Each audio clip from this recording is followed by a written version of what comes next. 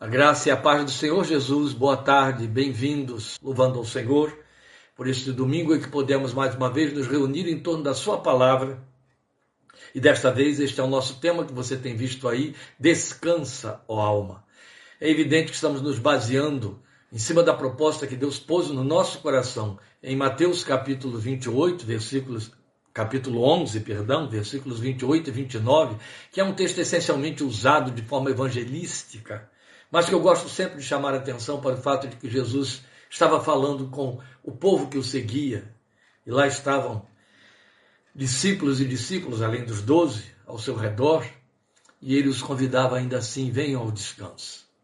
Porque é fato que, e especialmente no contexto em que a igreja está inserida, no contexto das tentações às quais ela tem sucumbido, a alma cansa.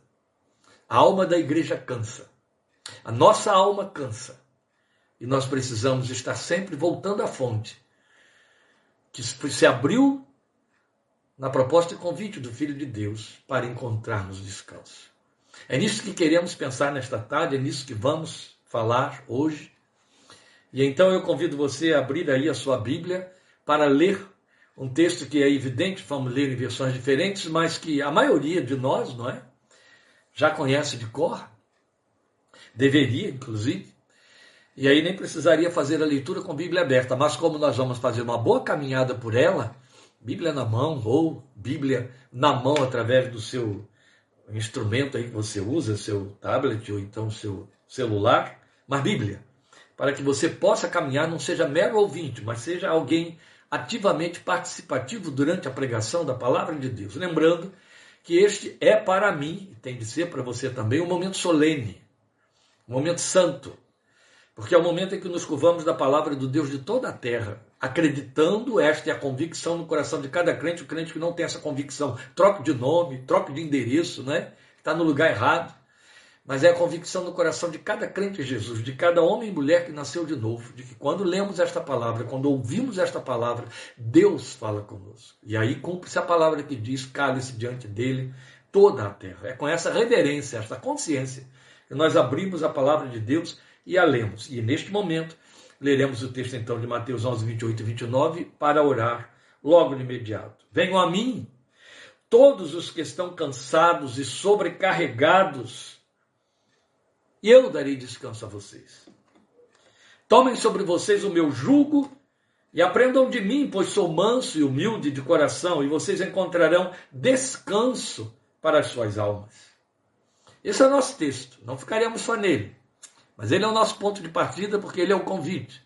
E nele você tem Jesus dizendo e usando duas vezes, nesse texto tão curtinho, a palavra descanso. Descanso. Que pode ser traduzida absolutamente certa como refrigério. E eu acho que descanso já está em lugar comum nas nossas comunicações, especialmente no nosso tecniquez evangélico. Mas refrigério, apesar do Salmo 23, onde iremos também, refrigério é menos comum.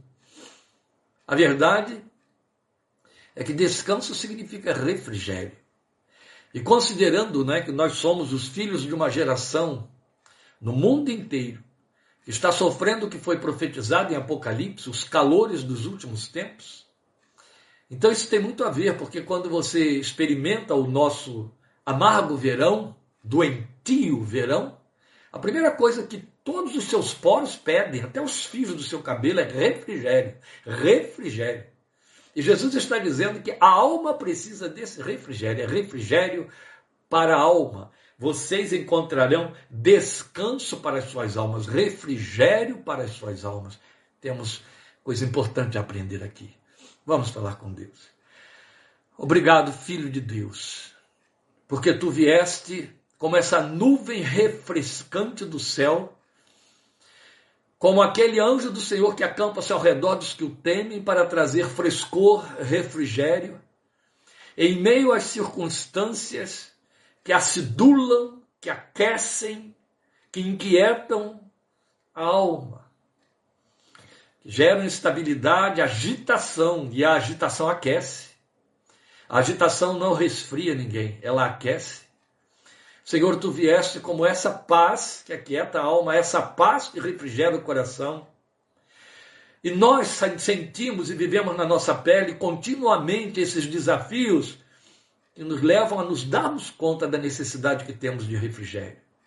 Se ouvimos e atendemos e lemos a esta palavra que acabei de ler aqui, sobre a qual a nossa fé se declina esta tarde em Mateus 11, 28 e 29, como sendo uma palavra alusiva somente àquele que está perdido lá no mundo, sem conhecer o Senhor, nós perdemos uma proposta e ficamos atônitos, sem saber então o que fazer, se decidimos que já alcançamos esse descanso, e uma vez que alcançamos esse descanso, nem temos o direito de atentar para esse texto, mas ele é nosso.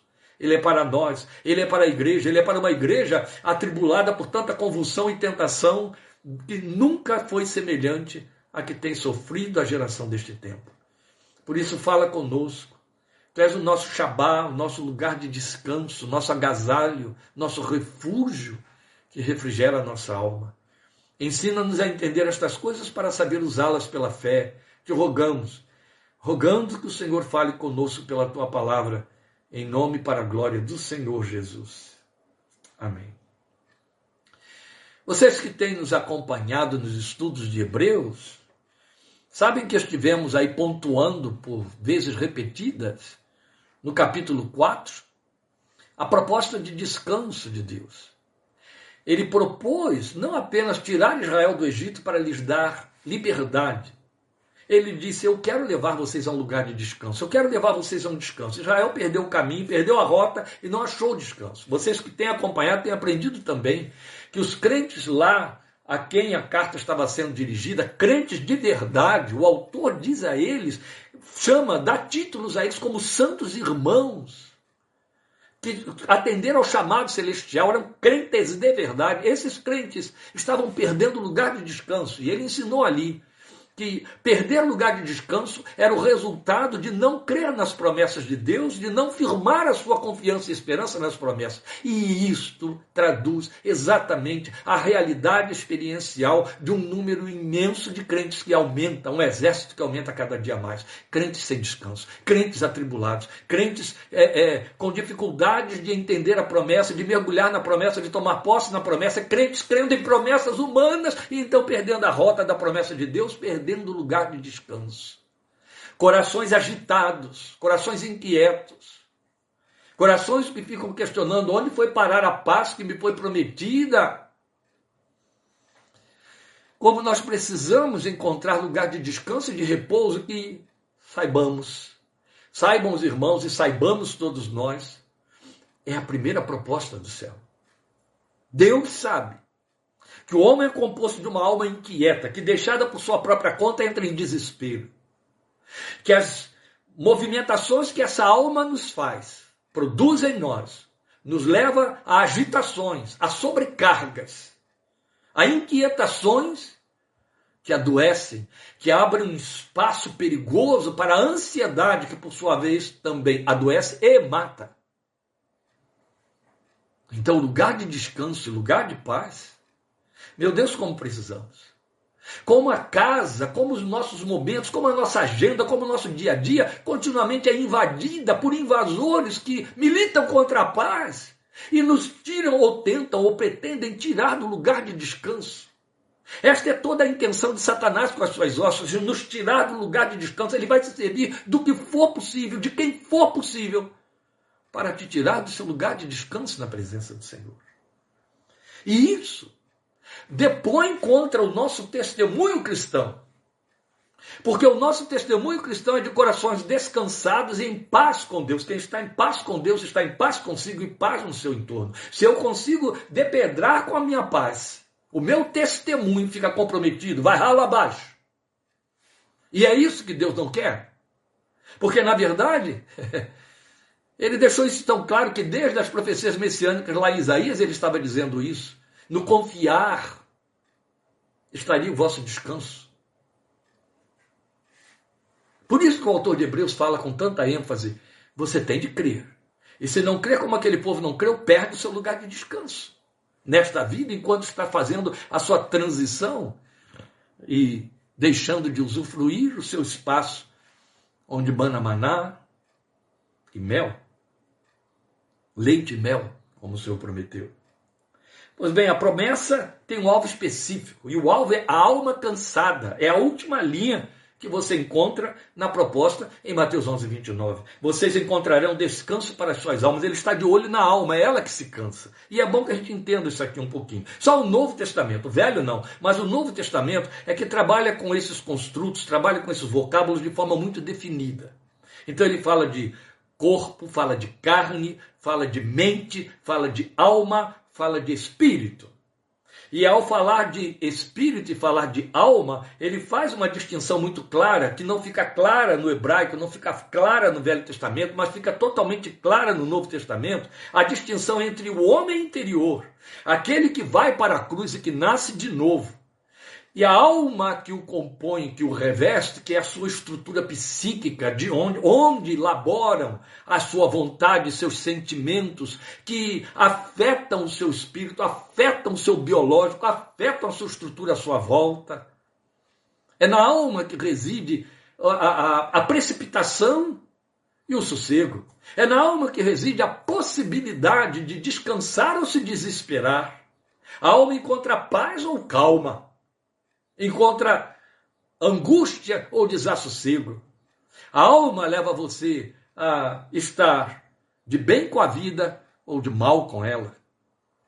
E quando, na verdade, o espírito não está debaixo do poder e da influência do Espírito de Deus e da palavra de Deus, a alma não recebe as suas influências.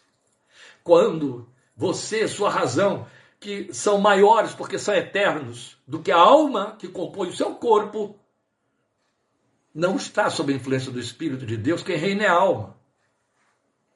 E se ela não for influenciada pela paz de Deus que excede todo o entendimento, olha o Espírito aí, ela te joga embaixo. Ela derruba com seu testemunho. Ela estraga com a sua rotina, com a sua agenda, com a sua vida. Jesus está de olho na alma. Ele sabe como a alma precisa encontrar descanso. A alma precisa encontrar descanso nele. E sabe, mesmo aqueles que não sabem fazer distinção entre espírito e alma, aqueles que dizem por aí, não é tudo a mesma coisa, se atrapalham totalmente, exatamente porque entendem que as coisas que me acontecem, que me movimentam, que me mobilizam no dia a dia, elas são essencialmente físicas. Se elas fossem essencialmente físicas, não existiriam ciências que surgiram há 200 anos e que dão conta do recado muitas vezes para tratar a alma dos homens. A psiquiatria, a psicoterapia através da psicologia, está aí a palavra psique, introduzindo tudo isso que está aí, elas cuidam da alma enferma. Da alma enferma que adoece o corpo, que mata o corpo, que leva à depressão, que leva aos suicídios. Alma doente. Alma doente. Jesus está de olho na alma. Porque a alma te enlaça. A alma pode te levar a ímpetos de alegria, de euforia, a impetuosidades perigosas, ou às derrocadas e aos abismos da depressão, do desânimo, da desistência. A alma brinca se ficar solta, se não estiver sob a influência do Espírito de Deus no coração do homem. Isso é muito sério. Então Jesus está de olho nessa alma. E porque está de olho nessa alma, ele a vê como alma cansada. Vamos entender? Porque se ele fala 2 vezes sobre descanso para a alma, refrigério, ele está pensando no cansaço dela. E aí, nós vamos ver como ele vê uma alma cansada. O que se traduz por alma cansada? O que ele entende por alma cansada? Aqui eu citei efeitos. Mas como é na ótica de Deus uma alma cansada? É onde a gente vai se afastar agora, neste momento, do texto que abre o nosso tema de Mateus 11, para irmos para o Salmo 23, os 4 primeiros versículos. Eu poderia ler os 6 versículos do Salmo 23, o Salmo todo. Ele é decorado por todos os crentes de todas as épocas. Mas eu vou deixar de lado os 2 últimos, que falam do resultado de uma alma descansada, que é o retrato lindo e perfeito, poético de Davi.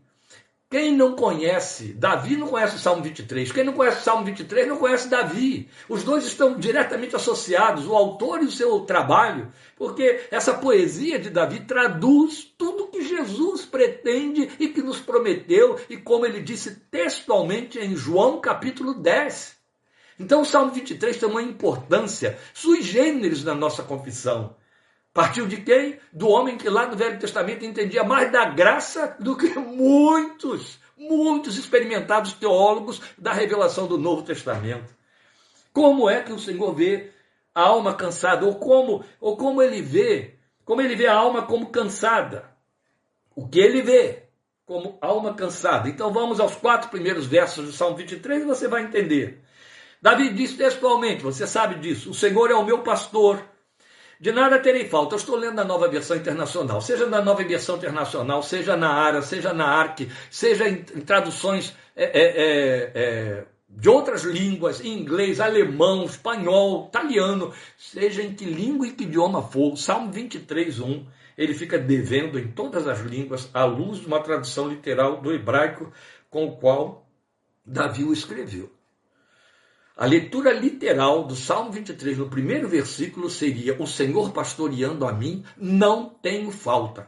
Isso diz incomparavelmente mais do que nossas traduções pretendem. O Senhor é o meu pastor, de nada terei falta. Nada fala de coisa. E Davi não pensou em coisa quando disse não terei falta. Davi pensou na fonte de todas as coisas.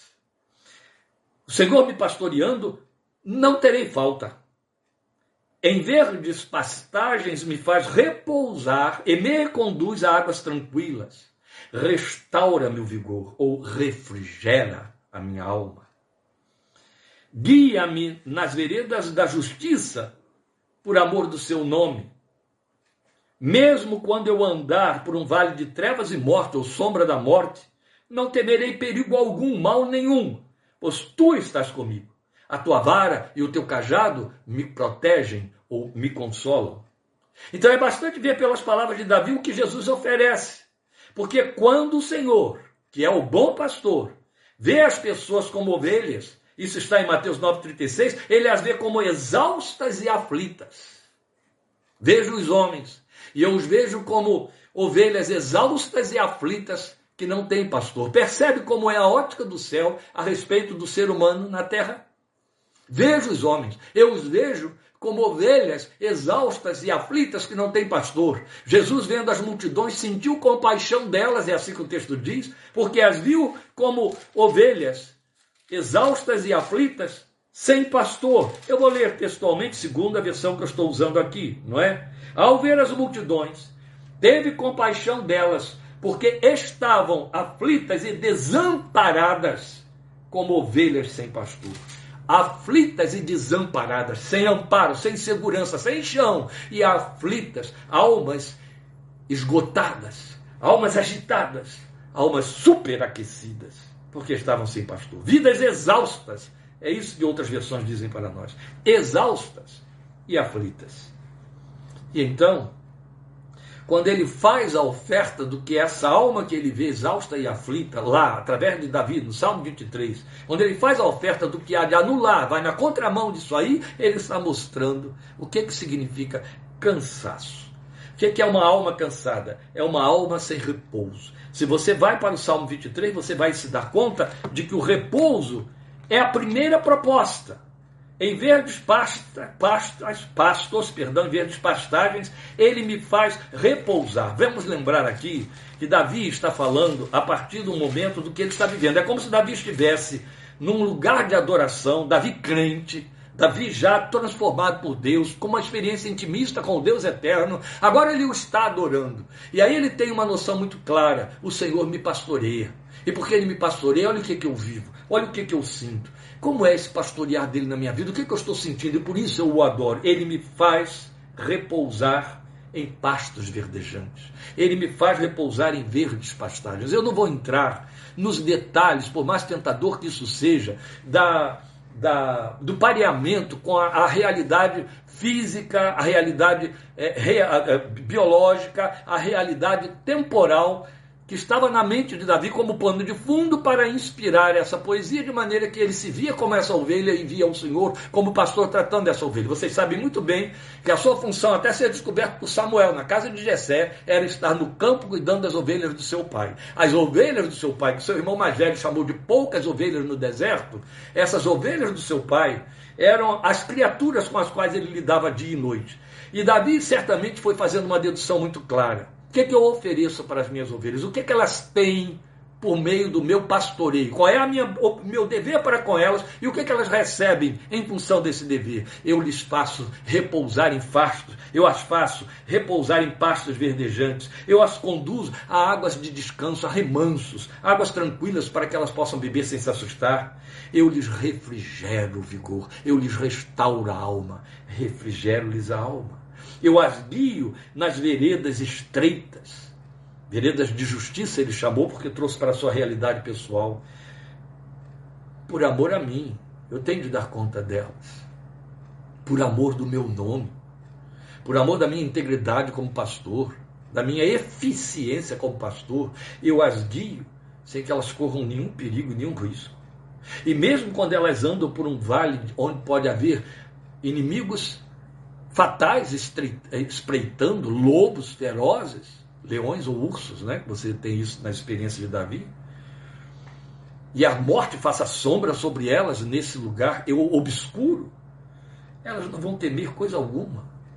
Elas sabem que em caso de perigo elas podem contar com minha vara e meu cajado. Eu vou puxá-las, eu vou afugentar o perseguidor.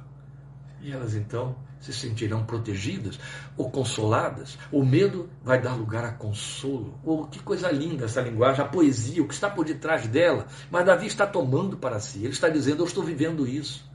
O que eu faço com as minhas ovelhas é o que ele, na sua potência divina, potencialidade divina, faz comigo. É isso que eu recebo. Mas aqui o que nós estamos pontuando é o que ele vê, então, na alma cansada. Então, o que ele está vendo aí? Ela necessita, ou ela é aquela que necessita de repouso. É o ponto de partida. Me faz repousar. Interessante que nós temos a Bíblia mostrando para nós, lá em Gênesis, e também numa linguagem toda especial em Efésios, na carta de Efésios, que este sempre foi o programa de Deus. Deus cria o homem e o põe em comunhão consigo antes de entregá-lo a si mesmo para dar conta da terra. Paulo em Efésios vai nos mostrar, Deus mostrando para nós todo o nosso lugar de descanso no seu colo, que ele chama assentado com ele nas regiões celestiais. Vai mostrar tudo que nós temos, com que nos supriu, vai nos ensinar, preparar, adestrar, para só depois nos mandar sair para combate, como você tem no final da carta, no capítulo 6. Sempre o propósito de Deus é esse, nos levar para junto. Ele sabe que ali é o lugar onde há restauração, onde todas as respostas são encontradas, onde os linimentos são passados, há bálsamo, há alívio. O ponto de partida é repouso. Se a alma não estiver em repouso, todas as decisões são desconfiáveis. É um processo, inclusive, terapêutico.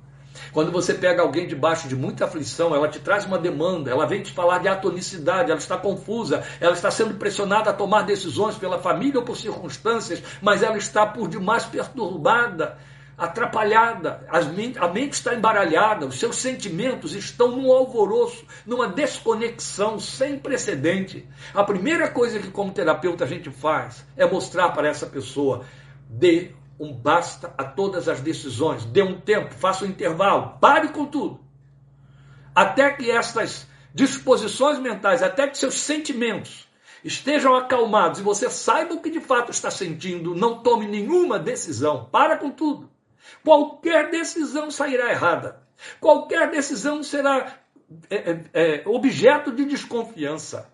Porque seus sentimentos estão em tumulto, a sua mente então está obdurada, confusa, não é segura. Você precisa primeiro repousar. Você precisa primeiro aquietar-se. A primeira coisa que ele oferece à alma cansada é quietude. É interessante que a alma cansada, ela procura instintivamente um lugar de repouso, procura levar o corpo para o lugar de repouso. Mas o corpo descansado não traduz a alma em descanso. O Senhor chega e diz, há um colo, há um lugar de repouso, Esse lugar de repouso sou eu. Logo depois ele vai dizer, ela precisa de refrigério. Restaura-me o vigor. Por que restaura-me o vigor? Refrigera a minha alma. Não é o que você tem nas versões mais antigas. A minha diz, restaura-me o vigor. Vamos ficar com a antiga, porque é muito mais proposital em cima do nosso tema. Refrigera a minha alma, traz refrigério, assopra. É lindo, não é? Assopra. É evidente que o assoprar, ele alivia muito quando um corpo está incandescendo. O assoprar alivia muito quando as células estão hiperagitadas e então há um superaquecimento. Mas o assoprar, o refrigerar, não se compromete apenas em soprar para aliviar a superfície que está superaquecida. Também afeta o ambiente. Se começa a mudar a temperatura do ambiente, que geralmente é a causa do superaquecimento do objeto, aí o refrigério é absolutamente completo. E quando ele propõe, ele não faz nada pela metade. Ele não só assopra, né? Ele envia o seu vento. E o que é o vento? Vamos abusar aqui das espiritualizações. O vento é o espírito, não é? O vento que sopra onde quer. O pneuma de Deus. Ele envia o seu vento que assopra e refrigera. Quem tem uma vida de busca e experimenta a companhia, a presença de Deus, através da oração e da fé, sabe do que eu estou falando. Sabe que muitas vezes, exatamente no cumprimento literal da proposta de Filipenses capítulo 4, versículo 7, você leva para Deus uma demanda que te aflige, que coloca a alma em ebulição, e sai de lá sem uma resposta para aquilo que te levou lá. Mas a paz de Deus, que excede todo entendimento, já tomou conta do seu coração e refrigerou a sua alma. Você sai sem uma solução, mas tem uma resposta. Você tem um alívio. Você tem um preparo de Deus. É lindo, porque ele simplesmente refrigera a sua alma. Lembram? Você tem em Filipenses 4, a gente tem batido isso, versículos 6 e 7, uma proposta linda de Paulo. Ele chega e diz assim, olha, não fiquem ansiosos por coisa nenhuma, antes façam conhecidas diante de Deus as suas petições. Ou seja, você está cheio de aflição, vai orar. Aí ele não diz assim, você vai trazer de lá uma resposta. É o que você quer quando vai orar com as suas petições. Mas o que ele diz é, se você for lá orar e apresentar a Deus as suas petições, a resposta será a paz de Deus que excede todo entendimento. Ela vai guardar a sua mente e o seu coração. Ele chega, sopra, refrigera e agora as decisões vão ficar claras. Você vai conseguir pensar com clareza. Haverá luz. Aleluia, Deus é sábio e perfeito. Mas sabe como é que é o tratamento? Volte ao Salmo 23, porque tem uma coisa linda que eu quero mostrar aqui a você. Ele vai dizer assim nos versículos 1 e 2, versículos 2 e 3. Em verdes pastos me faz repousar e me conduz a águas tranquilas. Restaura-me o vigor. Sabe, há uma associação de ideias aqui. A restauração do vigor, ou refrigerar a minha alma, é o produto, é a consequência imediata do processo. Qual é o processo? Me faz descansar em pastos verdejantes e me conduz a águas tranquilas. Ele vai usar águas para refrigerar a alma. Quem tem sede, venha e beba. Se alguém tem sede, venha a mim e beba. Rios de água viva fluirão do seu interior, daquele que crer em mim. Você percebe como que estas ideias de que a Bíblia se serve, estas figuras de linguagem são tão pertinentes para traduzir o processo e o trabalho de Deus na fé e no coração daquele que nele crê, que a ele recorre e que nele espera e confia. Pois aí está ele dizendo, ele vai te trazer águas de descanso. Da história física, no trato do campo, nós sabemos que águas tranquilas significa o remanso que o pastor procura fazer com a mão nos riachinhos que estão correndo. As ovelhas não conseguem beber águas agitadas, águas correntes, elas se sufocam, elas têm medo. Então o que ele faz? Ele vai na beira do riacho e ele coloca lá toras, madeiras, pedras, o que for, para criar uma pequena enseada, uma pequena bacia onde a água entre e fique sossegada. É ali naquela bacia que ele preparou no meio das águas agitadas que elas vão beber e refrigerar. Ora, eu não preciso abusar, não é? Da sua inteligência dizendo a você que você sabe bem que nada te refrigera mais do que a água por dentro e por fora, não é verdade? Você toma água e refrigera o corpo, você lava esse corpo e refrigera o corpo. Está com febre, põe um pano de água fria, sobre a cabeça. Bem, estamos falando do uso desta água, que em última instância se traduz para nós como sendo a palavra.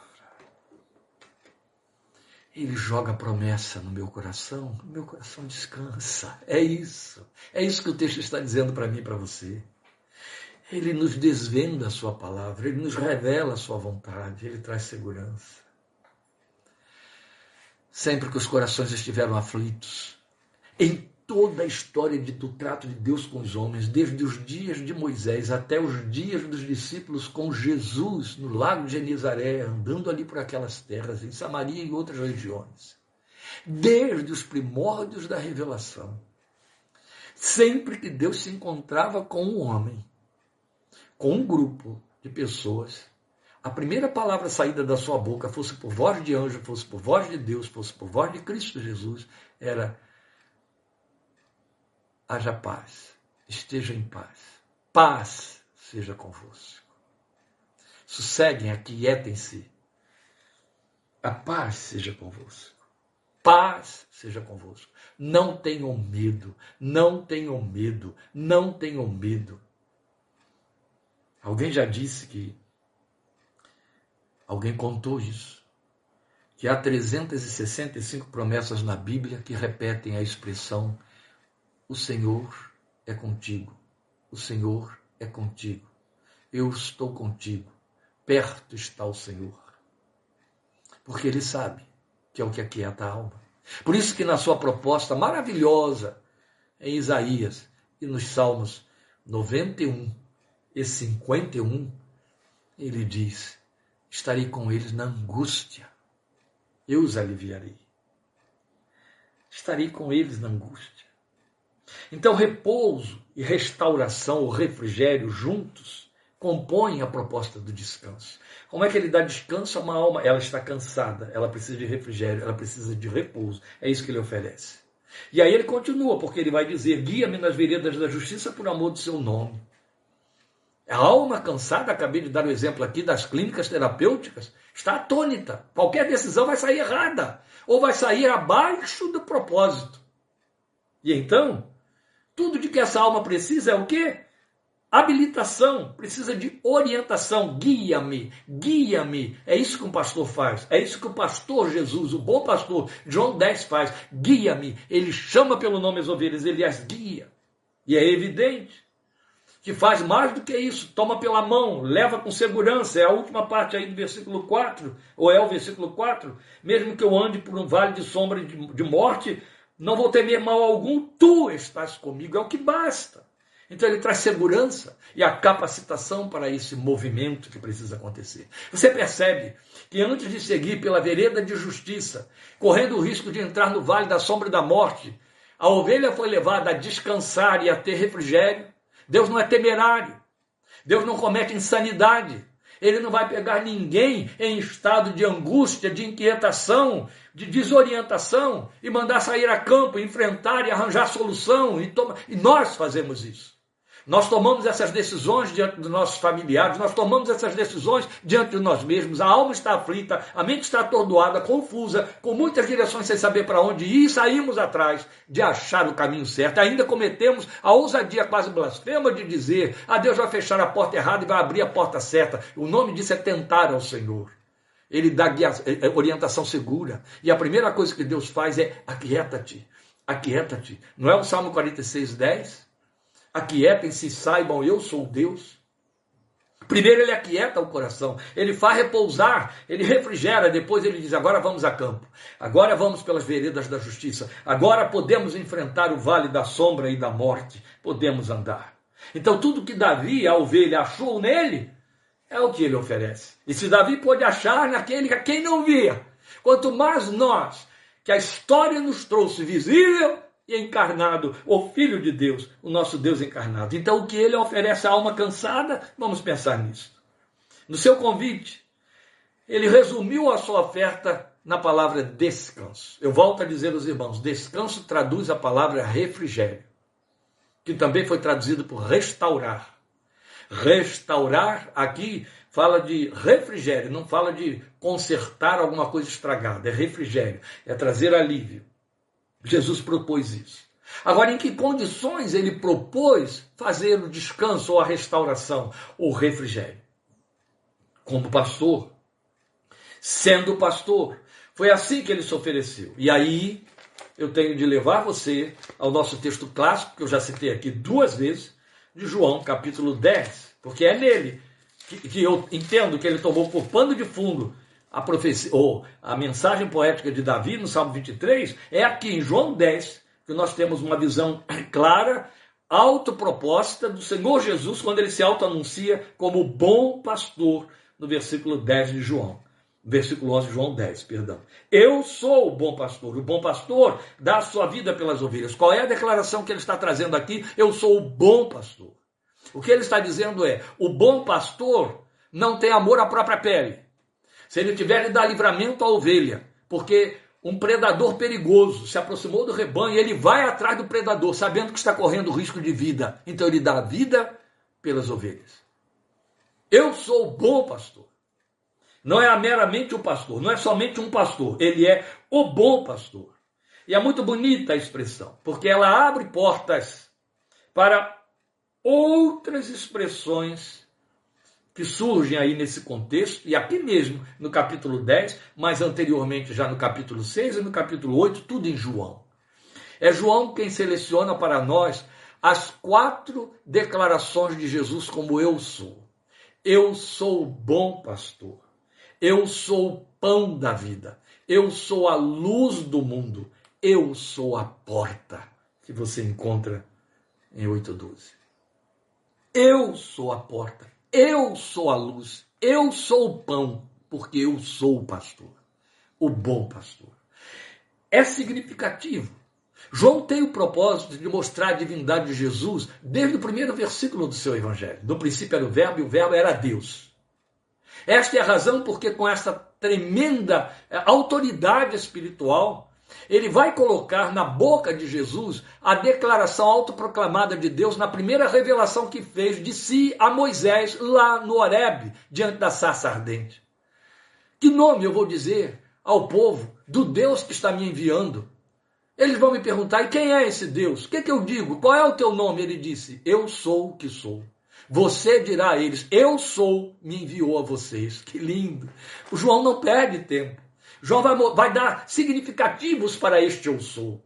Para Moisés e para o povo de Israel na antiguidade, bastava saber que Deus é. Porque aí tem toda uma expressão que dilata um campo para a fé, para perceber que estamos falando de um Deus vivo, um Deus que é real. Então ele está falando da sua realidade, ele está falando da sua assumição como personalidade, como pessoa, como realidade.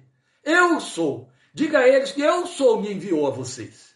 Agora João, está dando para nós no seu evangelho qualificativos para este eu sou. Está direcionando o eu sou, ou melhor, ele está mostrando para nós a funcionalidade do eu sou a nosso favor. Então ele começa colocando esta expressão na boca de Jesus, eu sou o bom pastor.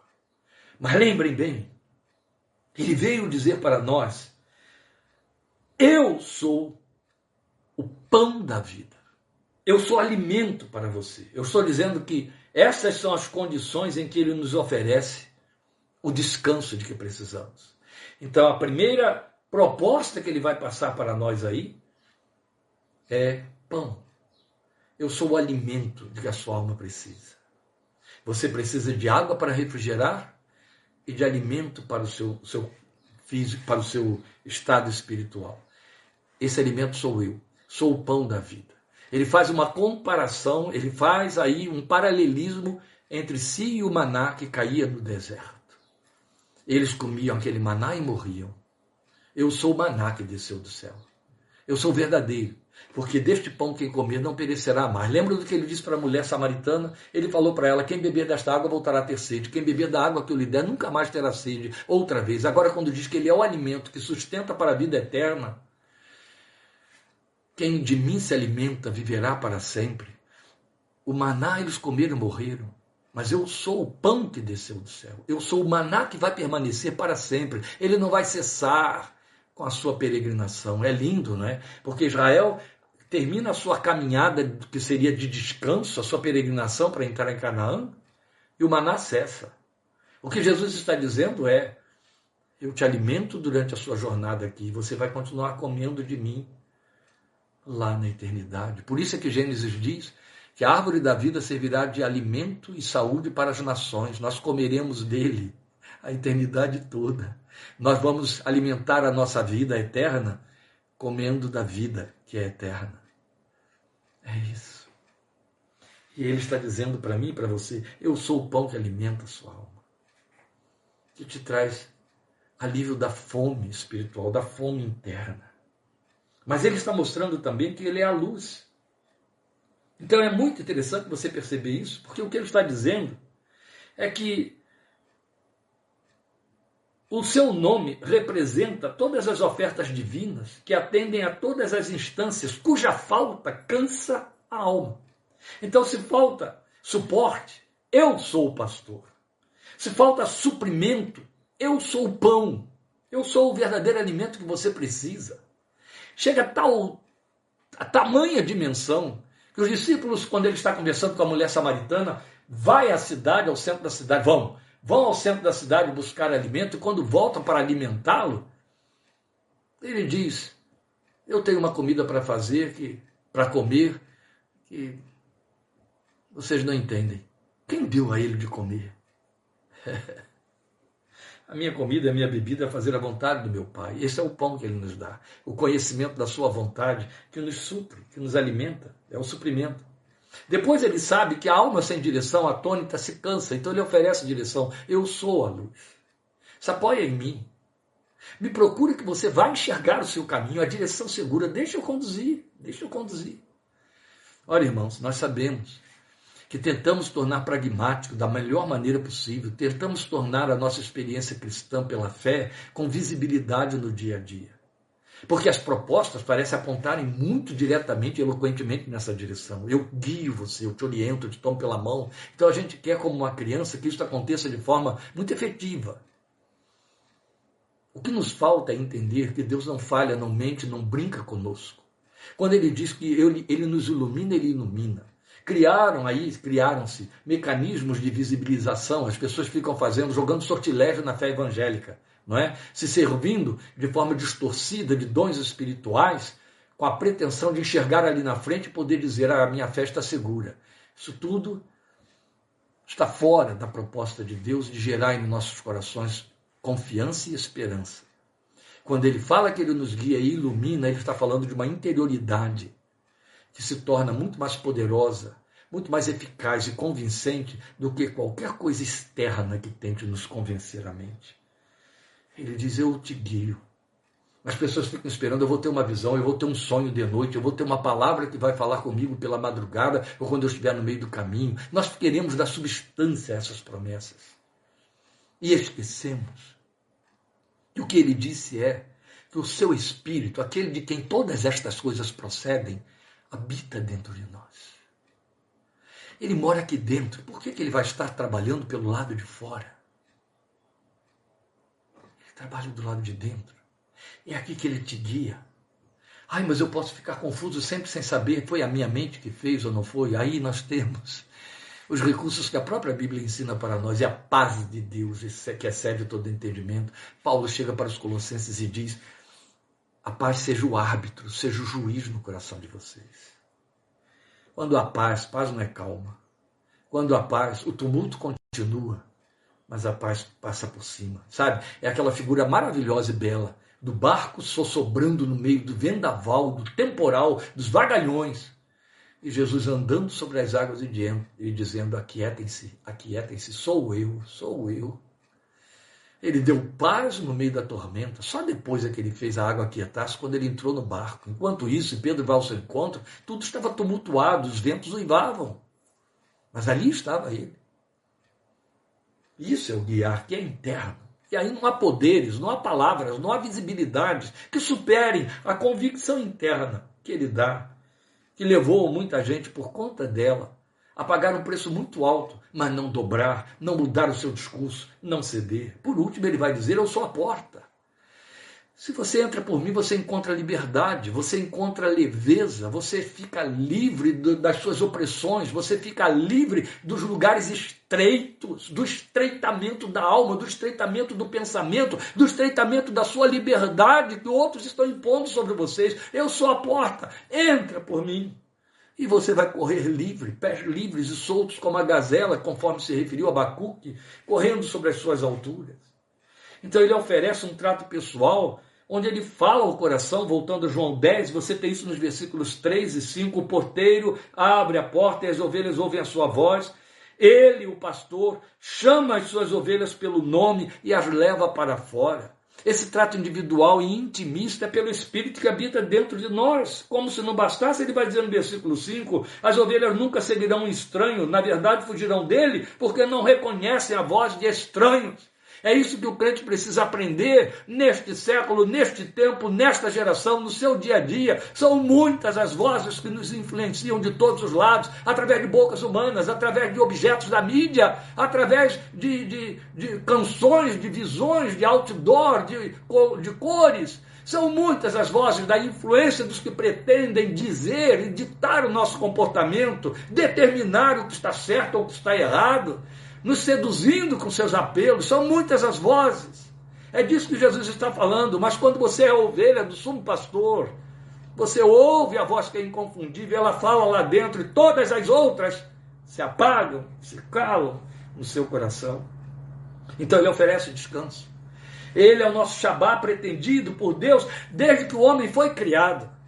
Depois de fazer todas as coisas, Deus descansou e entendeu que esse descanso era muito bom e o ofereceu ao homem. Descanse. Se alguém encontra, até o seu entorno descansa. Jesus é o descanso, é o Shabá. E como nós já dissemos aos irmãos, descanso significa refrigério. Shabá significa refrigério. A Bíblia mostra para nós em Hebreus 4 que Deus chama o descanso de meu descanso. Vocês entrarão no meu descanso. É o descanso de Deus. É a própria experiência de Deus quanto a ter refrigério. E o refrigério de Deus está na sua comunhão conosco. Ele oferece esse descanso. E este é o grande segredo revelado. Quando é que a alma cansada encontra refrigério? Quando vai a Ele, quando está nele. O descanso não vem pela conquista do que se busca. É muito pelo contrário. Na verdade, o que se busca e a forma como se busca impedem o descanso. O descanso não é porque eu obtive o que eu esperava, agora eu descanso. Não, ali acaba se tornando um ponto de partida para outras inquietações maiores. O descanso se acha nele. O descanso não se acha nas respostas que ele dá, nas soluções que você pretende que ele traga. É na pessoa dele. É na comunhão com ele. Sabe, hoje, aqui pensando num cântico, para colocar antes de começarmos a meditação, eu cheguei a pensar naquele cântico que temos colocado algumas vezes aí, a sua presença, porque o autor e o poeta e o cantor falam com uma verdade inquestionável sobre essa presença como sendo o nosso lugar de descanso. O nosso problema, queridos, é que somos filhos de uma geração de tumulto, uma geração precipitada. Você sabe muito bem que o dia nunca deixou de ter 24 horas. E cada hora com seus 60 minutos, e cada minuto com seus 60 segundos. O tempo nunca diminuiu e nem dilatou-se. Mas ele está curto demais para nós. Qualquer mente, medíocre ou muito inteligente, sabe, basta pensar, sabe, que não se trata de um tempo que se encolheu, mas de um tempo que foi sufocado por sobrecarga de ativismos. Nós somos a geração super sobrecarregada de atividades. Sabe por quê? Ela foi cercada, a geração, foi cercada de propostas ao nosso redor que nos seduziram. E para poder atender a esta sedução, nós precisamos ter mais recursos. Para obter mais recursos, não só para ter recursos para comprar todas estas propostas sedutoras, mas até o simples fato de que queremos usufruí-las, roubam de nós o que temos de mais santo, mais sagrado, mais salutar, que é refrigério, é descanso, é sossego. Então vivemos numa sobrecarga muito grande. São filhos sem mãe, porque essa mãe tem que ajudar o marido com o seu trabalho, trazendo dinheiro para dentro de casa. São filhos sem pai, porque esse pai não pode apenas cumprir um horário de trabalho, ele tem que ter um segundo emprego, ele tem de ter horas extras para que possa aumentar a sua renda, para que possa dar conta de quê? Do pão, da camisa para vestir? Não. de tudo aquilo que a sedução deste mundo que pretende cansar a alma, porque esse cansaço mata, joga sobre essas famílias, sobre esta geração. E todos têm de correr atrás. E para correr atrás tem de dar conta. E uma vez que obtém para dar conta, tem de usufruir. E para usufruir, tudo que é sagrado em termos de refrigério voa pela janela. Aí o tempo não cabe, não dá, fica curto demais. E a gente ouve as pessoas dizerem, tranquilamente, aí eu preciso de um dia de mais de 24 horas. Isso fala de nossas sobrecargas. Porque é evidente, perdemos o nosso lugar de descanso. É triste, é lamentavelmente triste, é deploravelmente triste que homens de Deus e mulheres de Deus, resgatados desse mundo de turbulência que jaz no maligno, não encontram lugar de descanso naquele que a primeira proposta que fez foi: encontrarão descanso, venham a mim, é só vindo a mim. Descanso se acha nele. Eu encerro dando exemplo para você de duas crentes, dentro das suas casas, que passavam por uma experiência que poucos de nós têm, ou nenhum de nós tem. Marta e Maria, em Betânia, estavam hospedando o Filho de Deus com toda a sua comitiva. Aí eu concordo, era um bocado de gente para entrar dentro de uma casa. 14 homens, 13 homens, na verdade. 13 homens, se não tivesse mais algum extra pelo caminho. 13 homens, se você acrescentar ali o Lázaro, que morava na casa, 14. E os homens não faziam nada naquele tempo dentro de uma casa. Não cozinhavam, não faziam pão, não acendiam fogo, não pegavam água, não punham a mesa. Não faziam nada. Cabia aos seus servos ou às suas mulheres. Lázaro tinha 2 irmãs. As 2 crentes, muito crentes. Haja vista João capítulo 11. Mas você conhece a história. Você sabe que Jesus estava lá e a primeira coisa que ele fez era o que ele fazia sempre. Sentou-se e começou a ensinar. Quando Maria viu que o mestre abriu a boca, a primeira coisa que ela fez foi correr e se sentar aos seus pés. Quando o texto diz que ela se sentou aos seus pés, era bem literal. Porque eles ficavam em torno da mesa. E para ficar em torno daquela mesa que era no chão, os pés ficavam esticados para o lado. Maria achou um lugar bem ali, junto do pé do Senhor. Então ela estava bem perto. Mas Marta, o texto diz para nós, começou a se agitar de um lado para o outro, porque ela tinha que dar conta de tudo, ela ficou sozinha. Agora ela tem 15 pessoas a quem servir, porque Maria era mais uma. No mínimo, né? E tem que dar conta. Tem que pôr a mesa, tem que lavar as coisas, tem que preparar água, tem que preparar o vinho, tem que preparar o pão, tem que preparar a mesa, tem que fazer, tem que assar, tem que bater massa, tem que temperar, cozinhar. Aflita, correndo, sem parar. E de repente ela se dá conta de que, quer saber?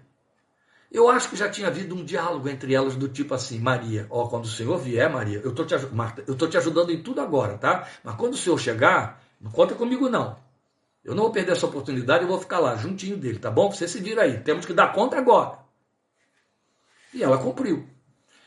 E chegou o Senhor e Maria foi lá para aquele seu cantinho, Marta ficou sozinha. E aí ela pensou: não vou discutir com ela, eu vou resolver esse problema numa parada só. Ela não está ouvindo ele? Senhor, olha só, Senhor, olha aí a situação. Estou aqui servindo sozinha, correndo. Manda minha irmã vir me ajudar, Senhor. Quero ver ela sair dessa agora. Eu imagino Marta pensando: quero ver ela se sair dessa saia justa agora. Porque ele vai dizer: Maria, acorda, não é?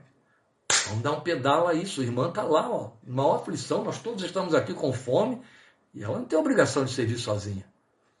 Que decepção que deve ter sido, que pancada, mas que ensino glorioso, nobre, que atravessa os milênios e chega até nós.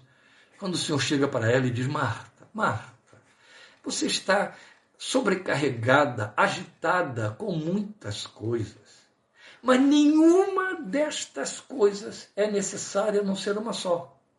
Ela já olhou depressa para o pão, no mínimo. Ai, meu Deus, eu devia ter posto o pão primeiro. Só uma é necessária, Marta. E Maria escolheu a melhor delas. E eu não vou tirar isso dela. Deixa ela aí onde ela está. Ela está no lugar de descanso. Eu sou o pão da vida. Eu sou o alimento melhor. Deve ter sido muito frustrante. Mas este é um exemplo clássico do que acontece conosco. Especialmente líderes, obreiros, pastores, que é dia de maior esgotamento de tensões e de aflições do que o dia do domingo para o pastor, que tem que dar conta dos programas clericais, aquela agenda que a igreja inventou e da qual o povo se usufrui nas medidas da sua vontade, conveniência, ou nem usufrui e até murmura ou critica se não for de seu agrado. Mas eles estão fazendo a obra de Deus e se arrebentam todos. Se arrebentam todos. Deixe que Ele apacente você. Deixe que Ele seja o pão que alimente sua vida. Quero ensinar você e ajudar você, perdoe a ousadia de dizer ensinar você. Respeite o fato de que sou velho o suficiente para poder dizer isso para uma maioria que está aí me ouvindo. A não cometer um erro absurdo que nos custa um preço muito caro, indesculpável, o erro de Marta. Nós justificamos o secundariar, estar na presença do Senhor, quanto à agenda, porque a gente entende, o dia de culto é o dia tal. É a hora tal da semana. Ou então as atividades que temos, que são a nossa prioridade, porque afinal de contas Ele não me chamou para ficar sentado na rede esperando que as coisas caiam no meu colo. Não, em nenhum momento. Em nenhum momento Ele disse a você que trabalhar é sair do seu regaço. Em nenhum momento também Ele disse a você que no domingo ir à igreja é ir para o regaço dele. Em nenhum momento Ele disse a você que abrir um livro para estudar, fazer uma pesquisa, que fazer uma palestra, que traçar um projeto, que vender um produto, que confabular sobre um projeto com um fornecedor ou coisa parecida, que construir uma parede, que carpir um quintal, que varrer uma casa, significa não estar na presença dele. É a alma. Deixa eu te dizer uma coisa que a alma não faz. A alma não lava, não cozinha, não costura. A alma não encera, não constrói. A alma não projeta, a alma não desenha, a alma não calcula, a alma não aprende. A alma não faz nada disso. A alma é uma estrutura, é um espectro sem visibilidade, cujo lugar não existe definido. Mas ela rege a nossa vida. Ela não faz nenhuma destas coisas e precisa de refrigério. E a gente acha que então tem de ter um espaço, um momento e uma hora para ela. O espaço, o momento e a hora é o Senhor. É na presença do Senhor. E na presença do Senhor, para lá, você pode levar a sua alma. Porque não há limites. No que você fizer, onde fizer. Que o seu corpo saiba reconhecer o momento de lazer e de rede como um momento de descanso. E não te servirá de nada se a alma não estiver em descanso. Jesus é o nosso Shabá. Jesus é o nosso refrigério. E você o acessa rendendo-se ao seu apacentamento. Ele quer, ele diz, eu sou, vem e eu te darei descanso. É ir a ele. Isso você pode fazer o dia inteiro, em qualquer lugar. Amém? O Senhor te abençoe e te guarde. O Senhor faça resplandecer o seu rosto sobre ti e tenha misericórdia de ti. E o Senhor sobre ti levante o seu rosto e te dê paz, refrigério, alma restaurada em nome de Jesus. Lembrando, amados, que quinta-feira não teremos, esta quinta, não teremos nosso estudo que fica para a parte 9 no dia 21. E domingo, querendo Deus, em nome de Jesus, 17h30, aqui estaremos com a palavra do Senhor para a nossa edificação. Deus te abençoe, te fortaleça e guarde. Obrigado por sua companhia e presença. O Senhor te dê uma semana abençoada diante dele, na presença do pastor de nossas almas, aos seus pés. Amém.